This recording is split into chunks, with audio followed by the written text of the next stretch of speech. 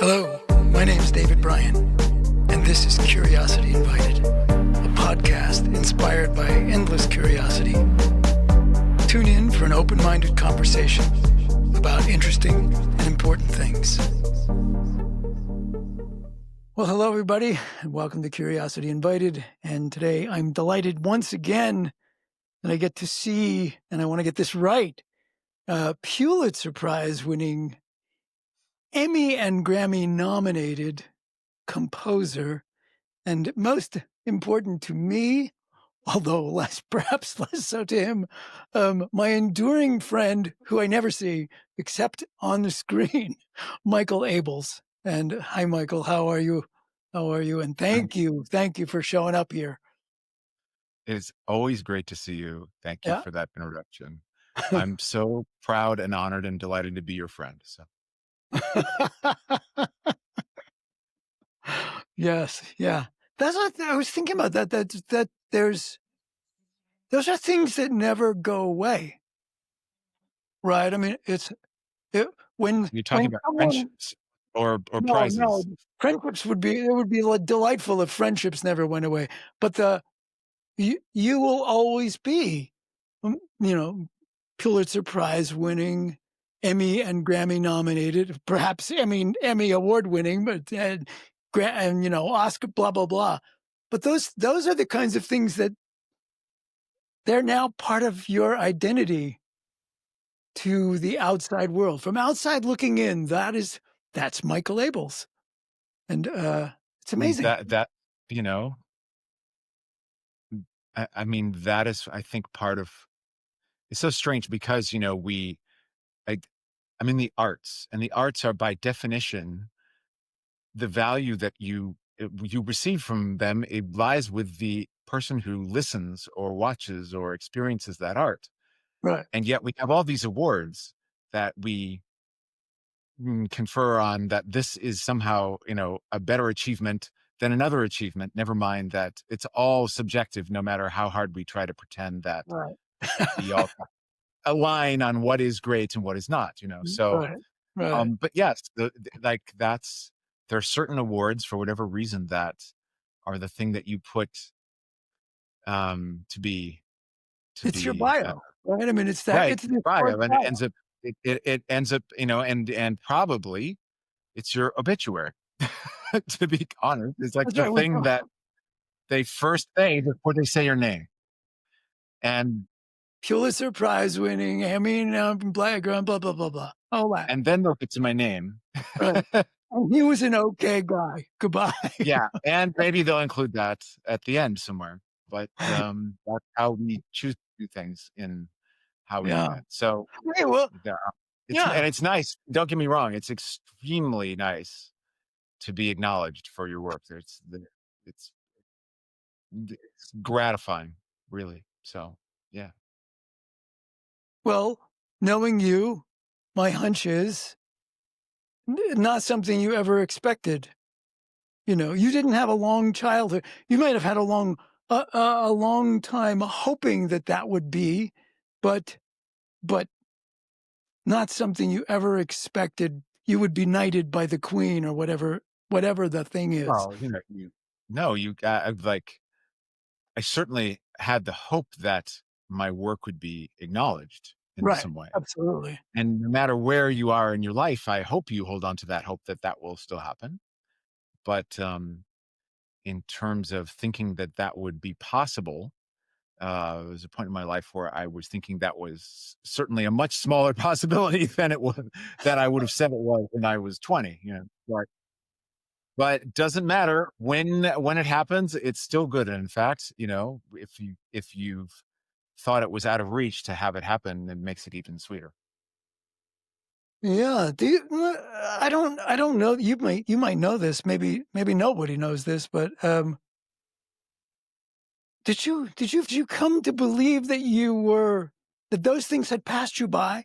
Those particular sorts of possibilities you were way behind schedule, right? So Most people, I totally felt I was way behind schedule. you do. Totally felt that, like, Yeah. every day. Yeah. But, um, to feel that, you would have to feel like those things were still possible, you know? Yes, right, exactly. How can you feel like you can't feel like you're behind if you're not in a race, No, right? right. Or I'll some never kind of I'll never some get there by now. Yes, right, exactly. uh, so I don't know, I probably didn't think about it that consciously, Yeah. but because also you don't wanna say, yeah, I mean, having hope and optimism is super crucial, so but have have those sorts of things as a goal, like, that's not you can't have that as a goal because it's just not. Well, well, yes. I mean, I would make a footnote to that. In fact, you can have that as a goal, but if well, I can just say, if if that were if that were your way, if you did indeed have those as goals, the one thing I wouldn't have said was my enduring friendship, my enduring friend Michael Abels, because you would be a very different person. Uh, If what? A different If person if what? if when I had met you, that was obviously, oh, this is the person who wants to win the Pulitzer, the Grammy, the Emmy, the Oscar. Ah. You would not be Michael Abels. That would be like, I wouldn't be as excited every time I get to speak to you Oh, you because don't think? you'd be a butthead. That's Because we have met those people. yeah, we have met those people. Yeah, exactly, exactly. Well, thank you for thinking I'm not that person because I You're not. wouldn't. You're not. Yeah. But I did wonder about this. This probably sounds humorous, and it probably was, but it occurred to me, given given all that has happened in your life in the last 10 years, 8, I don't know. I mean, Yeah, when it something like that, right? Um, um, are you recognizable? Like, are you one of those people who periodically will walk down the street and somebody says, "You're Michael Abels." Oh, I know you. You're Michael Abels. Other than somebody you know from some other context, are you at the point where public recognition happens serendipitously, as opposed to when you walk out on stage and someone announces that you're Michael Abels, and then everybody knows you? what a great question, actually. So I have been recognized, but it's very rare, and so Rhiannon Giddens, who I have had the pleasure of collaborating with, she's a performing artist. Yes, And so even though I'm sure she feels very much that her work is about that work, nevertheless, as part of that facet of the business, um, her image is out there. right, absolutely, You know, big time. and so I would consider Rhiannon to be famous, period. Right, But Rhiannon, one time when that came up, said, and when I was in the room, she said, "I'm not famous, I'm known." And that comment really struck me because to me, what first of all, I'm not sure I agree with her. I could argue, no, no, you're famous, but but the it got me to thinking about what is because famousness is a level of degree, and that part was always clear to me, just about anybody, because right, for no matter how well known a person is, there are people who haven't heard of that person. Um, but I think what she meant by that was that among people who are aware of people who are doing what I'm doing, if you're someone who is in the subculture of what it is I do, yes, I am a known person in that subculture. absolutely, And I think that's a absolutely, really, really great way of looking at it. yeah, So I can say that I would say the same thing about me is that I'm not famous, I'm known. you're known, you're Now known. it's so Yes. right. Yeah, I would go if that's the answer to what that means, then I would go on to add and I'm a hell of a lot less known than Rihanna. Yeah. No, You know, sure. because my Right. subculture is smaller. That's why. Right. The subculture of people who are aware of what I do is much smaller than what she does. But And, if that's the criteria, then that word matches me, you know? yeah. Well, and actually, interestingly, as is always the case when we speak, that actually leads me to another thing that was wandering around in that conversation that I started with myself. It was actually with you. You just weren't involved in it until now. Well, this could be completely incorrect, which is great. So if I'm making a mistake, let me know. But you sort of hit the scene of being known. um, 2017-ish. It's not that you didn't do anything until that point, but that's when Get Out, I think, came out. I think it was Mhm. 2016 or 17. Um, 17, and then Us, and then Nope, and then things took off, and in those ways, and you were doing screenplays, TV, movies, TV, scoring for those things.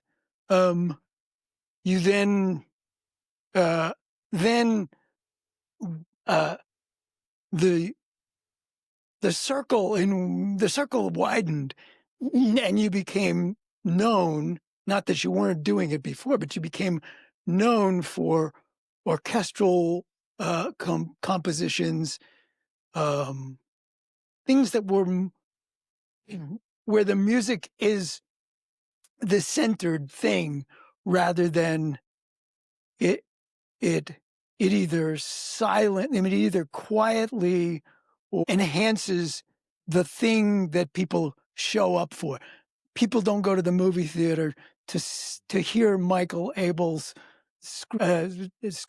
score for Get Out, right? They went to see a movie, and then they got that, and so it changed the shift at some point. And maybe I'm wrong about this point, but it now seems that your knownness is now out there in such a way that um, people are coming to you or seek you out to do this thing which you do so well. And I wonder, because I'm always, since our first conversation, quite specifically about this, um, I have been thinking about your relationship to the Muse, and and I get that the Muse has to still be involved in some way, but Absolutely.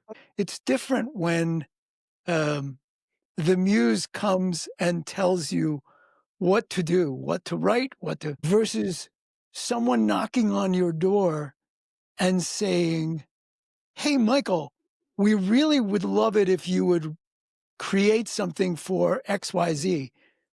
And I'm wondering if that changes the process at all, or if once you dive into the music, into the actual work, then it's just the work. It's you and sound, and the way you create it.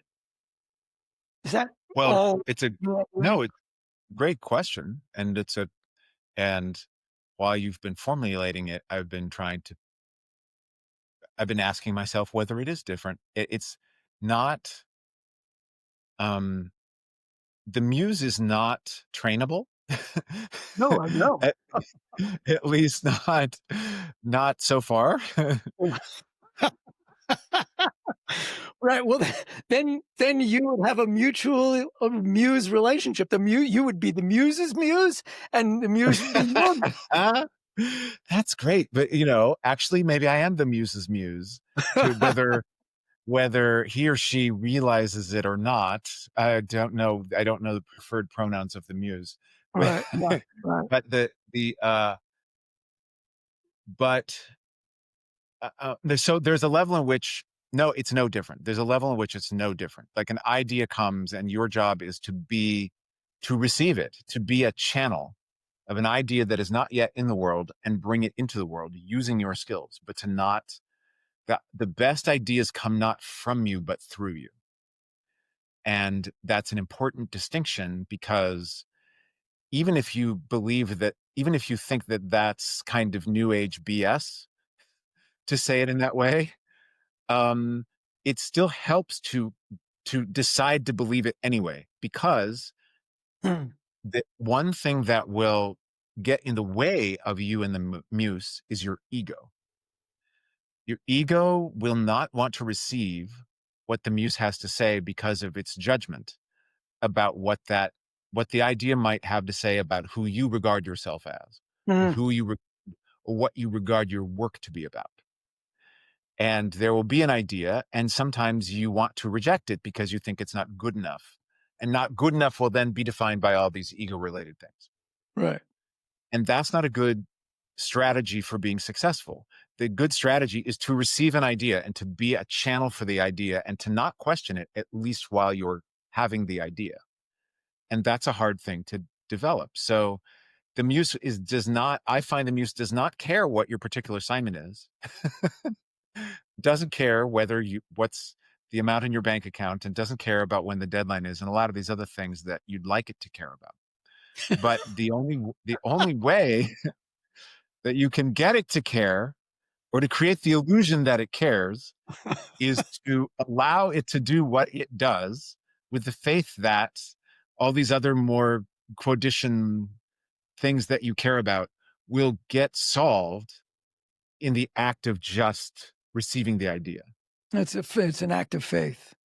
It's an act Yeah. of it's a It spiritual is. creating is a spiritual act. And I don't Yeah. care what your spirit, you can assign it whatever spiritual language you choose, but Sure. you need to believe that it's a spiritual act because that's how I experience it. Now, on the Yeah. other side of that, people come to me and they say, "How about this and how about that?" And certain ideas will instantly fire creativity. And obviously those are the ones that I ought to accept versus the ones that hit me as, maybe as not exciting or not engaging the muse. And so somewhere between the instant, I need to be a part of this reaction, and this is the wrong choice for me. There are the ones in the middle. And then those are the ones where you have to think about whether you could, um, whether the muse can be entertained, by an idea. But Maybe she might become more interested with a little bit of coaxing, and, and right, then right, have a right. nice, Well, the like, for work and think the about it muse more, and maybe she'll be periodically the muse periodically the muse may say, "Well, okay, you know what? I've been wanting to take a vacation for about a week, so go for ah, it." well, the But muse vacation is not what I'm looking for. Not not the successful yeah, not the successful outcome of that negotiation, yeah, but but encouraging her that maybe this would be fun too. yeah, right. Well, that's so you've not have you been approached with and said yes to things that, uh things for reasons other than, "Ah, this is really interesting. This is something I want to participate in." But you took it for some other reason and it was like, "Meh, all right." Well, I that's don't happened. mean as necessarily it was just necessarily for, for instance, a paycheck or a whatever, Right. but but, but but you took it for something that was other than, I don't know what word to put in here, pure, right? Um, that it was for Well, strategic reasons and not for, yes, but it's never 100% that. yeah, I can't take on a job that just has no joy in it, right, right, because why would we in life? It's joyless, and then it doesn't matter that it's then what you're doing is you're taking your art, which is meant to be joy in the spiritual sense, and guaranteeing there will be none, or going without any expectation of that. It doesn't make any sense. Um, there are ones that you have had some possibility of joy. There has to be a possibility of joy. mm, And I have to be able to see that before I take the job, not in the middle, you know. mhm, But the thing is that it can go the other way. You can take something experiencing a lot of joy, discovering there isn't that much for reasons that you couldn't see going in. It can go the other way. So, Yeah. for knowing that, just because I don't see the project as being 100% joy, it could in fact be more joyful than I think when Yeah. I go into it. Sure. It's each one is different, and so Yeah. you have to assess that with the information you have, and then approach it as the way any consultant approaches a job where they have a client. Um, do you find over the years, over the 10 whatever years, that you're drawn to you're less drawn perhaps to movie TV and more and more towards composing for orchestras, etc. Do you has that changed? It hasn't changed in a way of like, well, now I'm interested in X versus Y. It's not like that. It's like different projects. I have a possibility to participate in different projects, and those will shift depending on things, um, more economic factors in the world, or Right. just artistic factors in the world than other things. So, um, then as a result, I'm doing more of a certain kind of thing. But I don't expect that will always stay the same. I think it's a good expectation that it will change. In fact, um, one of the things that you said that impacted me, and now I pass it on to others because it's so important, is that you said, um, and I don't know how long or when you first started saying it to your faculty, you would say, the challenge of our job is that we are trying to train people to be successful at careers that have not yet been invented. Right. And I Right. found that that was profound, and the longer time goes on, the more profound that statement becomes. And so but I tell it when I talk to students. When I talk to students, I say it to students because they ask me, how can I get in this business? How can like, I had a Right. student yesterday ask me, do you think this is really he didn't say the words business model, but that was his question. And with all of the challenges facing people trying to earn a living in creative arts, Hmm. do you, there's a job that this can be a success, which is a really honest and legitimate question. And that's where anybody now who's 20 and is wondering if they're going to be if there's a living to be had as a creative artist, music, visual arts, anything, Hmm. Hmm. I can guarantee you that the way that they will be making most of their money in the future is a way that doesn't exist right now. And so Right. it's more important that they think, not, I can't tell them, will you have a job doing what I'm doing right now? I don't think I can legitimately look them in the eye and go, yes, just because you're studying this, you for sure will have a job, Hmm. because that wasn't my experience. you No. know, Right. what I Exactly. can promise them is that if you are, if you find a way to make money doing this, and I hope that you do, and I think that you can, I can guarantee you that it'll be formatted in a much different way than the way that my job is formatted, that my business model works. And probably that will be with new technologies that are about to happen, but aren't quite happening right now. Right. Right. So I apply that to myself. To get back to your question, is like, I need to consider that maybe my best jobs are in formats that haven't been invented yet, or have only just been invented. And wouldn't it be nice to be on the cutting edge of something rather than possibly the Right. middle or maybe the tail end of something? Right. So I Right. also take that into consideration when I look at my works. And do you find yourself like because of that statement? Hmm. Uh, are you actively seeking to participate with some whatever the clues are about what it will look like, right? I mean, right now everybody's convinced that AI is going to take over everything, and Yeah. maybe it will, and I know that that's something that you have dabbled with, played with over the years. Um, but do you are you actively sort of not necessarily as a main focus, but seeking those possibilities, exposure to and learning about those things Well, I'm because so I that's right, so real? I wouldn't say I'm actively doing it because that doesn't because I feel like I should be doing more, let's put it that way. Really? And yes, and I'm not doing that because I'm That's busy. your time. You know, all the think of all the things on your list of like I should do this and I should do that, you know. Yeah, That's yeah, on my should list. But right. what I do is when there's an opportunity in something like that that's a little unconventional and we don't know how it works, I factor that in.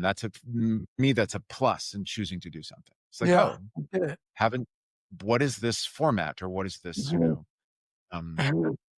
I absolutely I think about that. Yeah, yeah, that's good.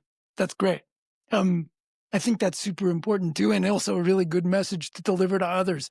It's like, yeah, Mhm. exactly. Um, it's just slightly shifting gears. So I don't know when it was. I know that you're experiencing at this very moment what one aspect of it.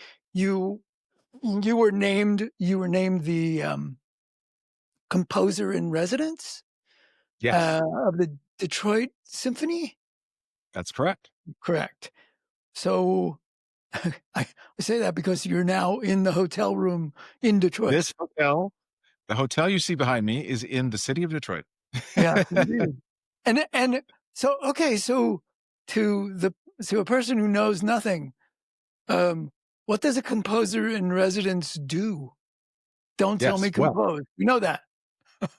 the only thing they don't do, or not, it's not a rule, but uh, you would think that a composer in residence would be in residence in the city in which the composer in residence. Right. That's the only thing a composer in residence is not frequently, not always, but it's frequently true that a composer in residence does not actually have a residence in the city in which they're in residence. And There's that in is that they're all in that hotel. They're all in that particular no matter where they are in the world. I it's funny how that has evolved and maybe I don't know whether it should or shouldn't be that way, but often a composer in residence doesn't have have a home or something in a city in which they're named in residence. But the reason why the term is still valid is that a residency is a relationship that a composer will have with a particular orchestra or arts organization in which they are doing not just one thing, in which they don't just fly in for one thing in a season, but for a series of things. Uh, And that might occur over one season, 1 year, or a period of years. And during this residency, then the artist will do not just you. I mean, you would expect that there would be, in the case of composers, that they'll play a piece that I've written. That would be the obvious thing. But then, given that you're coming back for a series of things, there'll also be community engagements. Like yesterday, I was speaking to students at a local university, and that was because I am the composer in residence, and that my time here included an opportunity to talk with them. Um, a, a lot of times, those engagement opportunities will be um, tailored around what the artist does and what they're, you wouldn't want to just have there be a blanket of things you do. You want to engage audiences and people in the community in a way that the artist is good at doing. So one thing I do is I have a piece that I wrote in the 90s called Frederick's Fables.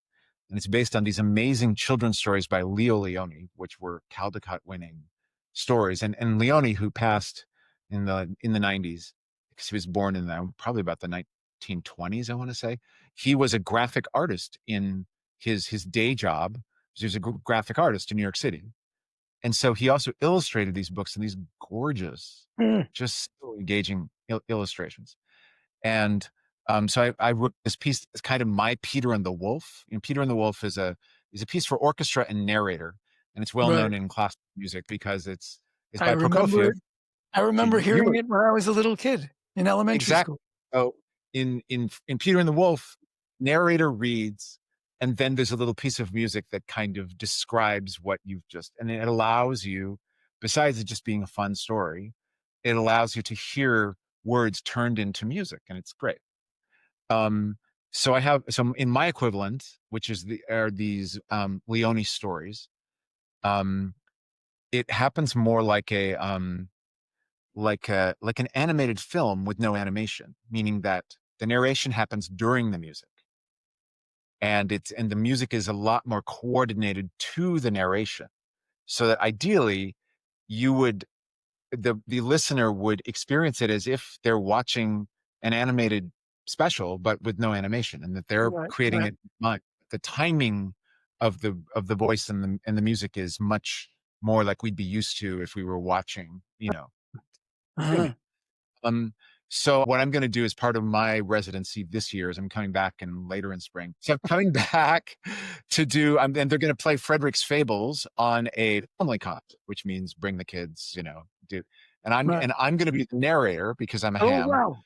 Yeah, Mhm. I'm going to Yeah, narrate, and I mean, part of it is because I'm a ham, but the real reason is because it puts a composer in front of audiences in a very real way, where normally I'm sitting and I don't do anything. We right. watch the orchestra, and that's valid. And But then in they this come up case, and you come up and hope that somebody knows you. right. And then I come out, And and be then, I known. wouldn't fall if it didn't come out and take a bow. But for Frederick's Fables, I'm going to be on stage as the narrator. And so they can associate, oh, and this guy wrote this, and so it's an engagement of explaining who a composer is, even though I won't be doing anything musical on stage. But because I have this piece that I can narrate, it's a way that I can engage that maybe Yeah, other composers wouldn't, because they don't have that in their quiver of things to pull out. right.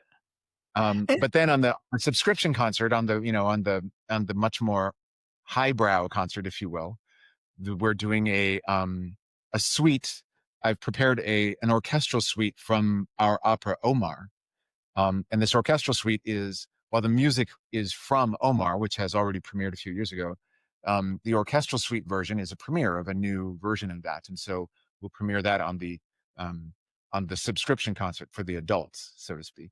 And so this an example of residency and how you engage people in different ways. how does a residence come about? Is it something people apply for, or is it something that somebody knocks on your door one day and says, "Hey, we would like it if you were blah blah blah." I would say mostly it's the second type. Um, people. I haven't ever seen like an open application for a Right, composer in residence. Seen right, that doesn't mean that there aren't any, but mostly, if an organization is going to have you in more than once, they have to have some assurance that they think that'll be a good thing. right. At least if they only play one, if they have you in once and they don't like you, they can put you on a plane and then That was a bad dream. Goodbye. right, well, you know. So if there's going to be a residency, it has to be belief that there's somebody that they'd want to see I more than want to once. stay over a night or two. Right? Exactly. Yeah, So, yeah, mostly residencies come from a proposal from an organization, and also they have to have allocated budget to follow through on what that is. And so there's all this pre planning that they don't need you knocking on their door and suggesting. right. Although, like they're, I'm sure that happens. But how this happened was, um, the artistic Yader being Bignamini, who is the music director of the orchestra, the baton waving guy, right? Yeah. He uh, had performed. So I'd had a performance or two here in Detroit. As I Uh, recall, yeah, I recall that. That's yes, right. and so I think I was on his list of someone that he thought could be a composer in residence because we worked Got well it. together and appreciated the music I wrote. And then also I think the administration and the orchestra also decided that that was something that they would like to have for whatever reason. And so Yeah, that came to be that they could make that yeah. ask, and I could have a chance to say yes. Yeah.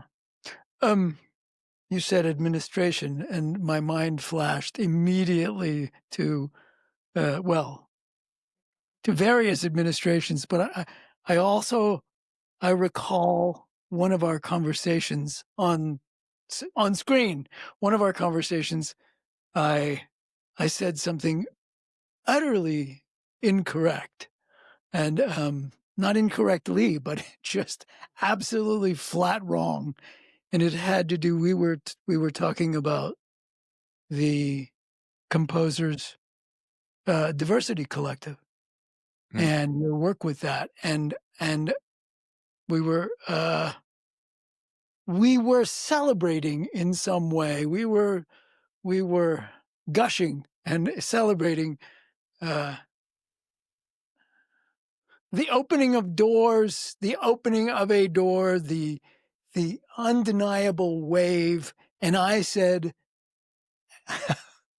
foolishly, I said, um, "Well, I just don't think there's a way to stop that. I think that this is really something to celebrate because there's a way to stop that." I clearly, uh, I shouldn't have been as enthusiastic about that, but maybe it was just hopeful. Um, but we now are living in an environment, at least here in the United States.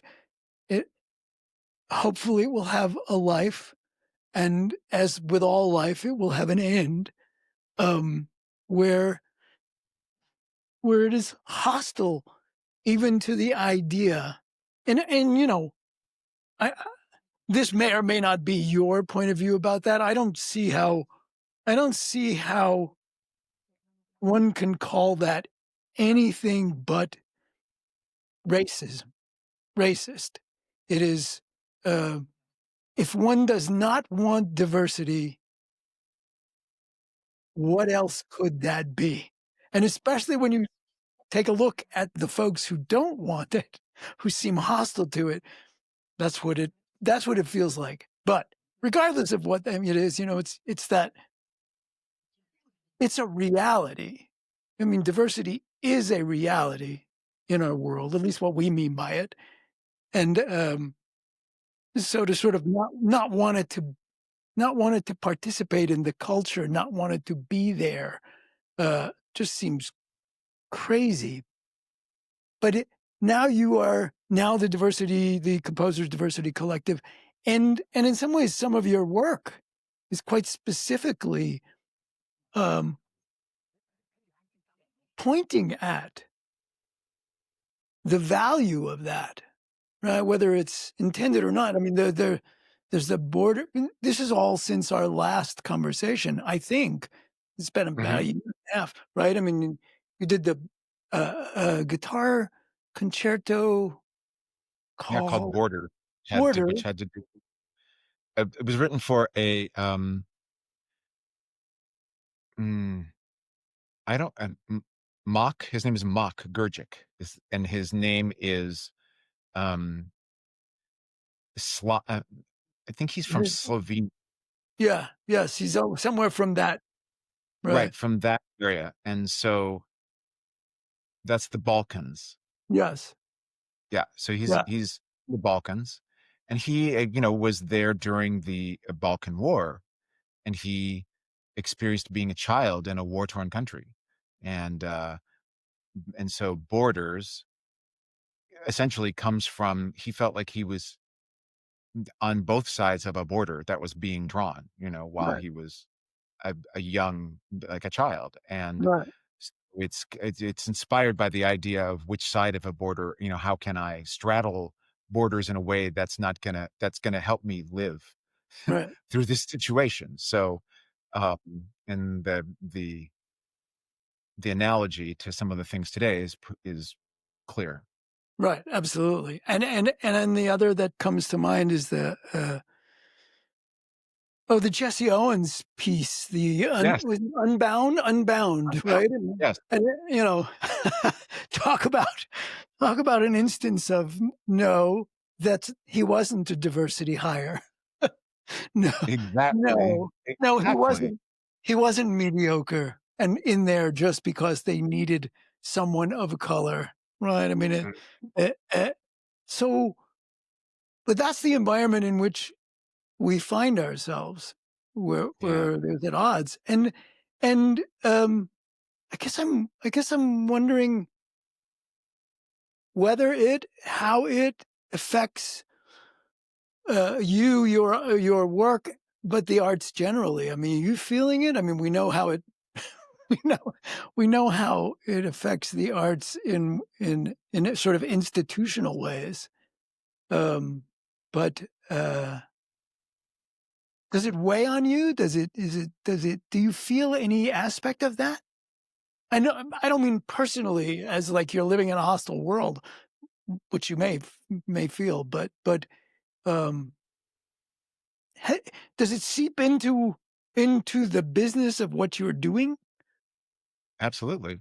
It does. Um, Say something I've about that? had I have one commission that that I thought went away, that just vanished, which I think may only be delayed. It seemed to have come back on the table when I thought it had dropped away.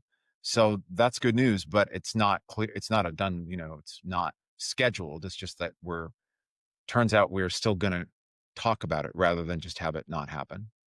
Um, I think that, what else is it? There's a couple ways in which so personally, I definitely feel like I'm personally living in a less welcoming environment, and that raises the one's personal stress level. It's the way that people who feel like maybe they're not going to pay their rent feel insecure. People who never have that concern.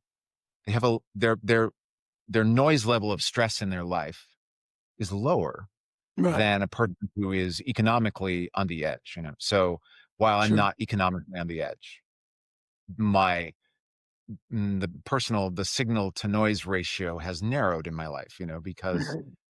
the environment of the country in which I'm living in feels more hostile than it did before. So that makes a kind of a personal spiritual difference.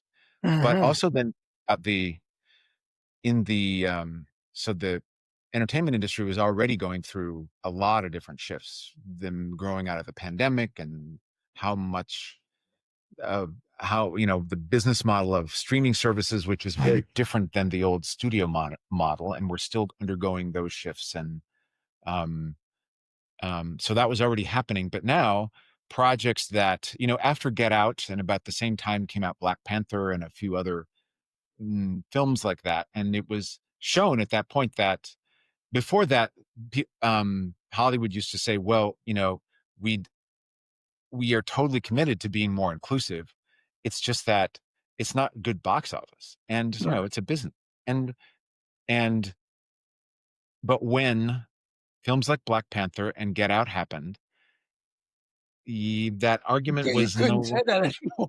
wrong, right? And Great and face. and in business, there's nothing like making money to make people see opportunity. Absolutely, right? And so, in fact, that might be the only criterion. And so, therefore, suddenly a lot of projects got green lighted that maybe never would have happened. Including a couple films that I worked on within the time after Get Out. I don't think some of those projects, a couple of them, I don't think they would have been approved to be made had there not been so much success in films that took a really smart approach to being more inclusive. Um, but now, are films like that more likely to be greenlighted? I would say that they aren't, Right. due to that possibly they might face some kind of, you know, um, even backlash, or are the audiences wanting content like that, which is just a Right, business right. decision. And Well, so, and, there's that, and there's also the It's got to. I know it. I know it's there because of conversations I've had with people. There's and the it's in the backs, if not the fronts, of people's mind. People who are working in decision making roles in very large, very successful institutions that one would think those are untouchable. Only, and yet we know, right? I mean, every day we hear about yet another payoff for an agreement to, what we don't know that we know the specific contents of the agreement, but whether it's, Cornell paying $30 million as a fine, you could call it a bribe, as the president of the institution did, or CBS paying, just people not wanting to fight with because all of those things, right? So that that's floating around, and if not with the individual creators, certainly with the people who are capable of saying yes or no to a project. Yeah, and we don't Right. do those of us who still believe that a diverse society and inclusion are important, haven't done a good job of articulating what is important about it. And spiritually, it's that, it's for the benefit of the society, for those of us who believe that that is for the benefit of a society. But the thing is that diversity and inclusion are still good box office. Right. K-pop Demon Hunters, biggest film of this year, right? Like that's not and that it sounds trivial. Pick that out of a, like, I think, what I think is going to really fly is K-pop Demon Hunters. What? Well, there was this shrewdest business decision this year or last year or whatever Whatever. year they made.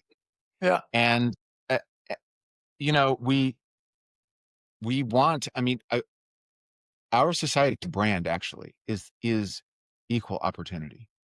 And it's in all of our media, is that the good guy wins. The good guy is the underdog, and the good guy ends up winning, and it fills us with profound joy that we never Right. get tired of that story. Right. And that is what I believe, that is what has caused the success of American culture throughout the world. Is that you see that is that belief is inherent in all of our media content through the end of the 20th century. It ties everything together in a very broad way. Our Mm. music, rock and roll, it's songs Right. of protest, but it's that we're going to win despite the man. Right. All Exactly. of that. And so who around the world, they see our content, they see the things that are arts, and they realize that we would, for all our faults, we walk the walk, and this is the world we want to live in. Now, who wouldn't want that for themselves? Everybody. And so this is why we're successful. It's not because they think our brand of democracy is better than another brand of democracy. I'm sorry. That's a left brain concept. What gets people emotionally and in their heart is the content we've created. And I think that now they're seeing that we don't believe that. Right. Apparently we don't believe it, and then that Right. was a lie. Right. And if people think that that was a lie, when are we going to get that back? Like that's going to Right. take generations. Right. And I think I that's say it that way because it's a business thing.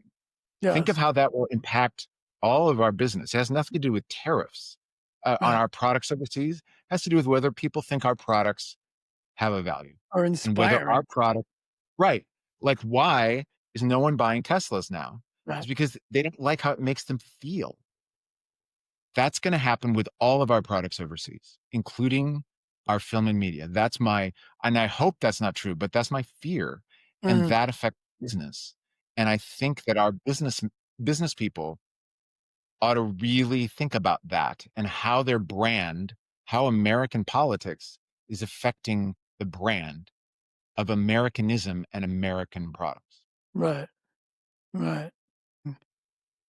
That is an interesting take and way to put it as well. And I wonder if people hearing that will sort of, you were careful to say, to bracket, there is the spiritual, moral dimension of this that is there. And that's, but even if one wants to dismiss that, right, as woo woo, as yeah, as whatever constitutes snowflakeism, right? Hmm. There's this grounded, practical, like the bottom line that is also real, right? So We we've been in the business of selling hope, yeah, that is true. and we're not gonna and our business community is not realizing that we've been going out of business. Yeah. It's a going out of business sale. Yes. We just didn't bother to tell the people who are having Yeah, it. exactly. Exactly. So, Well, that's I'm my looking take at the on time, and I know inclusion. yours Yeah. is limited, and so I wanna end on a more I don't know if I wanna end on a more positive note. I mean, that was positive to me, but, um, Mhm. because I do think things come to an end, right? Not just good things. Not all good things come to an end, but all bad things as well. Which That's is my hope. which is one of the good things that we That is one of the good things. Speaking of good things, so are there good things coming in the future that Oh my goodness, that you can yes. So, speak about? That yeah, so I'm close to we're close to finishing, a film that I am doing that is, a Korean production. It's a Korean filmmaker, named Na Hong-jin, excuse me, named Na Hong-jin, who, um his best known film in the US, I think, is one called The Wailing from about 2016. And um, he's extraordinary in his use of terrifying horror, but also humor. And this particular film is an action adventure. oh, no So kidding. it's big film and huge music. Um, and yet it takes place mostly in a small town, Yeah. and it's beautifully shot, and the sense of humor is really nuanced in it. I really find it funnier the more I work on it. Actually, it's really, And really. did you say the title? So the title, Or is this a work in progress? no, no, this sounds like a setup, but the title of it is Hope. There you go. How about that? Ah! Once Yes, yes, again, we are prescient. yes. Yeah. That's and it's a foreign language film. A challenge for you that's because you're watching the film It's a and huge challenge. composing music for it, not really understanding the language. Well, this was actually an attraction to me, me thinking about when you talked about things being innovative or, Totally. so Yeah. it's only innovative for me, you know, to do this, but it's very innovative for me to take on doing something where the entire creative team is from another culture and has a different way of doing things. And I have to make sure that I don't assume that I know, think about the assumptions we make every day. And so all my American film industry assumptions, I have to know that are maybe not the way they do things. And so it's been great to discover the ways that they do things that are maybe not how we Hmm. do them in the U.S. Did they realizing this uh challenge, did they identify and provide a human being that whose role it was to explain to that American composer? Yeah, so they're all, I'm a typical American. I speak one language adequately. They speak English quite fluently. Now the director also, I mean, he understands, probably 75% of what I say, 80%. But he doesn't feel comfortable speaking in English. He would rather speak in Korean. And so there's always someone there provided to translate for him to me, but then I speak to him in English and he mostly Right, understands me. right. But that's the Mm. language itself, not necessarily the stuff that, the stuff that appears between the keys of the piano, right? I mean, there's Exactly, the exactly. webbing that is culture. And I don't pretend I'm not going to make assumptions about, or I'm going to make assumptions that are wrong, and I apologize in advance for that, but armed with that mutual respect and knowing that we all are committed to making the very best film possible, it's turning out quite well. So I'm noticing I'm already over my limit, not my limit, but your limit of time. And, that's fine. and, It's such a pleasure and to I talk to love you. our So conversations. And, thank you. my enduring friend who I never see, and congratulations on all the things that have come and all the things that will. And I'll pester you again sometime.